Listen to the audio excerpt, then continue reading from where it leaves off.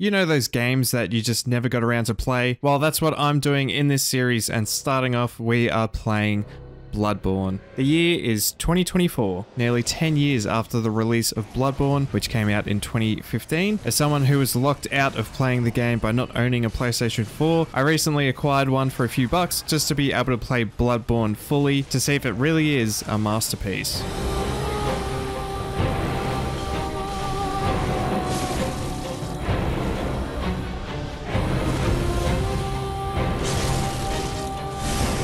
As someone who had to watch a playthrough of Bloodborne to experience it at launch, most zones, enemies, and bosses in the game I had mostly forgotten, being 9 years later, apart from main characters such as Gascoigne or Gehrman. Also, the unique weapons that the game has to offer, like the whirligig or threaded cane, was stuck in my memory. This means nearly all of my time playing through, I was really experiencing it for the first time again, because most of my memory shafted out all the other stuff. Now let's answer the biggest question that you probably have just before we go any further. Does the game still hold up in 2024?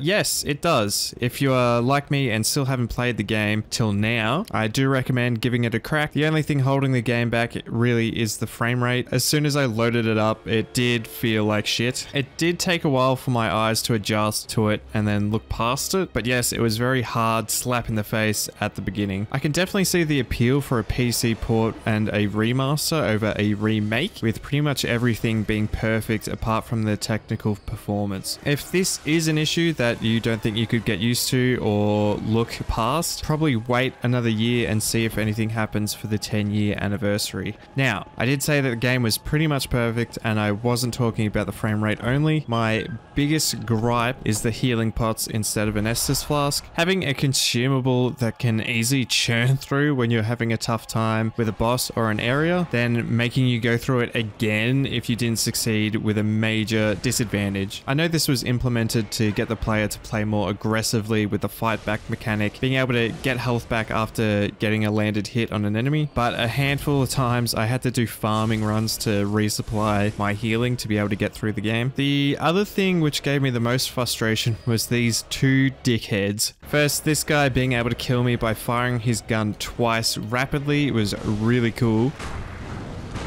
I also featured a death counter on stream when playing this, and this guy killed me at least plus 30 times. Link to my Twitch will be in the description below. Also, this big fish bastard in the DLC, one of the most aggressive enemies in the game, and also caused me to have at least more than 10 deaths trying to take him out. Before you say hashtag get good, spoiler, I beat Gehrman second try, and Moon Presence first attempt, and Ligarius on my first attempt. So just having a normal ass dude and a big fish to deal me the most deaths out of everything was a concern. Orphan of Kos also kicked my ass, but that made sense being the final boss of the DLC. Being a final boss also gives you a great sense of accomplishment after you defeat them, rather than just some mob or standard ass dude in a church.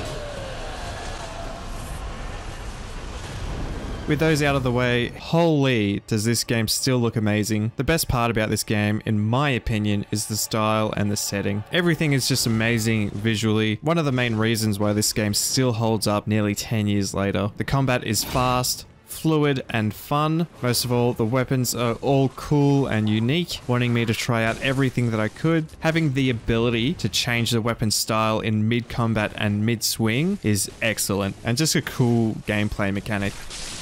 Each area felt different from the previous and memorable, which is pretty funny seeing that I didn't remember most of them after watching a playthrough, but then after actually playing it for myself, I do remember most of the zones now. I would go on, but I think you may have heard this all before and why this game is held in such high regard. Lady Maria would have been the part where I was saying out loud, this is fucking cool. Then of course, Moonlight. Now this is the moment that I do clearly remember from back when, because I love the fact that this weapon is the through line for all of the Souls games, and seeing it shine in Bloodborne was sick. Oh my god.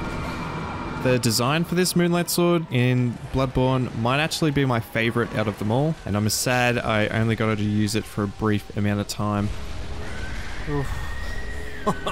My time with Bloodborne was great, still 9 years after the release, and I'm glad I finally got around to completing it. The time felt quite quick, but this is coming off the back of Elden Ring being the last Souls game I played through, being over 100 hours of gameplay, and I just beat the DLC, which I think my total game time for my main character is 190 hours, but I can see why people want a remaster or even just a PC port. I think I'd be on the Bloodborne 2 bandwagon more than anything else though. Seeing how much of a leap this game made compared to Dark Souls 1, and then how much of Bloodborne you can see in Dark Souls 3 and Elden Ring, I would be really happy to see this world be explored further and have another experience jumping back into this setting.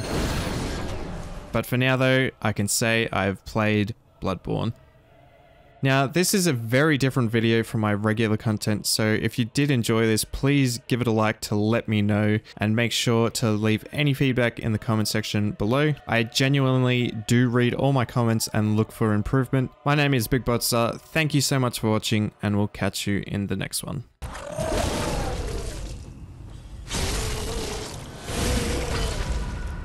We got him. 4 blood vials, let's go.